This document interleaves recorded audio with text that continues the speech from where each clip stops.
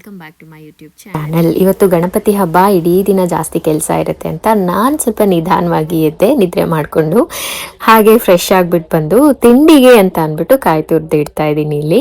ನಂತರ ನಾನು ಸ್ನಾನ ಮಾಡ್ಕೊಂಡು ಬರೋ ಅಷ್ಟರೊಳಗಡೆ ಅತ್ತೆ ಮೋದಕ ಮಾಡಲಿಕ್ಕೆ ರೆಡಿ ಮಾಡ್ತಾ ಇದ್ರು. ನಾನು ಕೂಡ ಬಂದು ಜಾಯ್ನ್ ಆದೆ. ಒಂದು ಪೂರ್ತಿ ಹಸಿ ತೆಂಗಿನಕಾಯಿನ ತುರಿದು ಒಂದು ರೌಂಡು ರುಬ್ಕೊಂಡಿದ್ದೀನಿ. ಅದಕ್ಕೆ ನಮ್ಗೆ ಏನೆಲ್ಲ ಬೇಕು, ಡ್ರೈ ಫ್ರೂಟ್ಸ್ ಆ್ಯಂಡ್ ನಟ್ಸು, ಅದನ್ನು ಕೂಡ ತುಪ್ಪದಲ್ಲಿ ಹುರ್ಕೊಂಡು ತೊಗೊಂಡ್ವಿ. ಈ ತುರಿದಂಥ ತೆಂಗಿನಕಾಯಿ ಏನಿದೆಯಲ್ಲ ಅದನ್ನು ಸ್ವಲ್ಪ ತುಪ್ಪ ಸೇರಿಸ್ಬಿಟ್ಟು ಹುರ್ಕೊಳ್ತಾ ಇದ್ದಾರೆ ಇಲ್ಲಿ. ಇದಕ್ಕೆ ನಮ್ಗೆ ಎಷ್ಟು ಬೇಕು ಸಿಹಿಗೆ ಅಷ್ಟು ಬೆಲ್ಲವನ್ನು ಸೇರಿಸ್ಕೊಂಡು ಒಂದು 10 ನಿಮಿಷ ಹುರ್ಕೊಳ್ಬೇಕು ಅಷ್ಟೇನೆ. ಅದಕ್ಕೆ ಸ್ವಲ್ಪ ಹುರಿದಂಥ ಎಳ್ಳು ಮತ್ತೆ ಗಸಗಸೆಯನ್ನ ಸೇರಿಸ್ಕೊಳ್ಳೋದು. ಇದನ್ನ ಕೂಡ ಪುಡಿ ಮಾಡ್ಕೊಳ್ತಾ ಇದೀವಿ. ಡ್ರೈ ಫ್ರೂಟ್ಸ್ ಅಂಡ್ ನಟ್ಸ್ ತಗೊಂಡಿದ್ವಲ್ಲ ಅದೆಲ್ಲ ಸೇರಿಸಿ ಪುಡಿ ಮಾಡಿ, ಈ ಪುಡಿಗೆ 1 ಟೇಬಲ್ ಸ್ಪೂನ್ ಅಷ್ಟು ಏಲಕ್ಕಿ ಪುಡಿಯನ್ನ ಸೇರಿಸ್ಕೊಂಡು ನಂತರ ತೆಂಗಿನಕಾಯಿ ಬೆಲ್ಲದ ಜೊತೆ ಮಿಕ್ಸ್ ಮಾಡ್ಕೊಳ್ಳೋದು.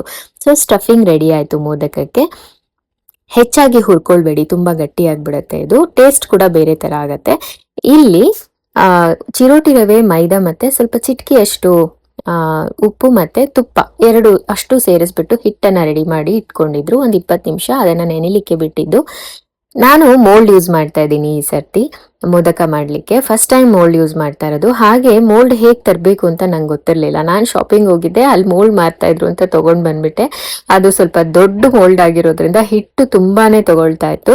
ಸೊ ಹಿಟ್ಟು ಜಾಸ್ತಿ ತಗೊಂಡಷ್ಟು ಹೊರಗಡೆ ಲೇಯರು ಸ್ವಲ್ಪ ದಪ್ಪವಾಗಿ ಬರುತ್ತೆ, ತಿನ್ಲಿಕ್ಕೆ ಅಷ್ಟೊಂದು ಟೇಸ್ಟಿ ಅಂತ ಅನ್ಸೋದಿಲ್ಲ. ಆದ್ರೆ ಶೇಪ್ ಮಾತ್ರ ತುಂಬಾನೇ ಚೆನ್ನಾಗಿ ಬಂತು. ನನಗೆ ಚೆನ್ನಾಗಿ ಅನಿಸ್ತಾ ಇತ್ತು ನೋಡ್ಲಿಕ್ಕೆ. ಅದು ಫೈನಲಿ 1 ಮೋಲ್ಡ್ ಅಷ್ಟೇ ತಂದಿದ್ದು ಮಾಡ್ಲಿಕ್ಕೆ.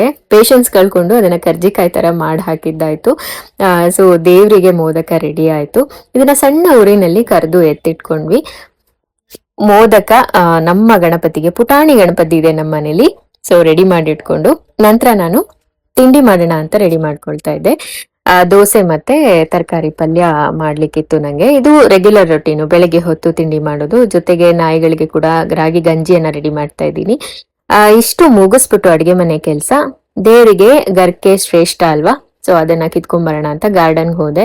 ತುಂಬಾ ಒಂದೆಲ್ಗ ಸೊಪ್ಪು ಬಿಟ್ಟಿತ್ತು. ನಂತರ ಮಳೆ ತುಂಬಾ ಜೋರಾಗಿ ಬರ್ತಾ ಇದೆ ಈ ಕಡೆ ಮಲೆನಾಡಲ್ಲಿ.